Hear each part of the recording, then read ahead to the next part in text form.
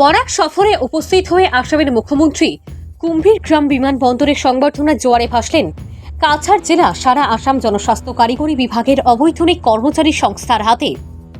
বৃহস্পতিবার বরাক সফরে উপস্থিত হয়ে আসামের মুখ্যমন্ত্রী সংবর্ধনা জোয়ারে ভাসলেন সারা আসাম জনস্বাস্থ্য কারিগরি বিভাগের অবৈতনিক কর্মচারী সংস্থার কর্মীদের হাতে এবং জলমিত্র কর্মীদের বেতন বৃদ্ধি নিয়ে আসামের মুখ্যমন্ত্রীর কাছে স্মারকপত্র প্রদান করেন।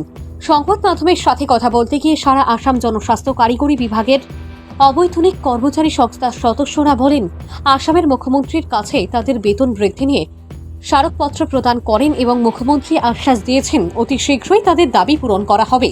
তারা আরও বলেন, এর আগে অনেকবার সরকার ছিল, কিন্তু আসামের মুখ্যমন্ত্রী হিমন্ত বিশ্ব শর্মার সরকার আসার পরে তাদের অনেক সমস্যার সমাধান হয়েছে। তারা আশাবাদী তাদের যেগুলো দাবি নিয়ে স্মারকপত্র প্রদান করছে মুখ্যমন্ত্রীর কাছে তা অতি শীঘ্রই সমাধান করবেন আসামের মুখ্যমন্ত্রী বলে তারা আশাবাদী।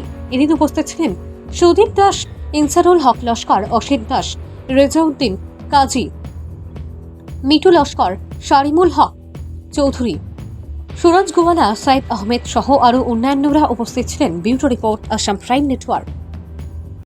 নমস্কার। আজ আমরা আমাদের আসামের মুখ্যমন্ত্রী শ্রী হিমন্ত বিশ্ব শর্মা মহাশয় আজ শিলচরের কিছু প্রোগ্রাম নিয়ে শিলচরে আসেন। সেই সুবাদে আমরাও সারা আসাম জনস্বাস্থ্য কারিগরি অবৈতনিক কর্মচারী সংস্থার কাছাড় জেলা কমিটির কর্মকর্তাবৃন্দ আমরা এয়ারপোর্টে গিয়ে স্যারের সঙ্গে সাক্ষাৎ করি এবং আমরা গামছা এবং ফুলের তোড়া দিয়ে স্যারকে সংবর্ধনা জ্ঞাপন করি। তৎসঙ্গে আমরা আমাদের ছোট্ট দু চারটি দাবি স্যারকে উত্থাপন করি। সেই দাবি হিসাবে সিএম স্যার আমাদেরকে কথা দেন এবং আমাদের বিভাগীয় মন্ত্রী শ্রী জয়ন্তমল্ল বড়ুয়া স্যারকে ডেকে আমাদের সেই দাবি হিসাবে আমাদের দাবি পূরণ করার আশ্বাসও দেন। তাই আমরা আজকের দিনকে খুবই আনন্দিত এবং আমরা গৌরবান্বিত মনে করছি।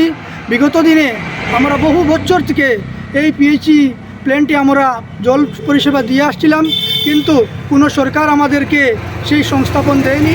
বর্তমান সরকার আমাদেরকে ৬,৫০০ টাকা হলেও আমাদের সাম্মানিক দিয়ে যাচ্ছে।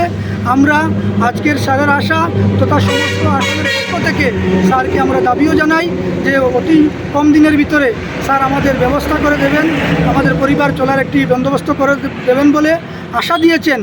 তাই আমরা সমস্ত অসমের পক্ষ থেকে তথা আমাদের কাছাড় জেলার পক্ষ থেকে অসংখ্য ধন্যবাদ জ্ঞাপন করছি।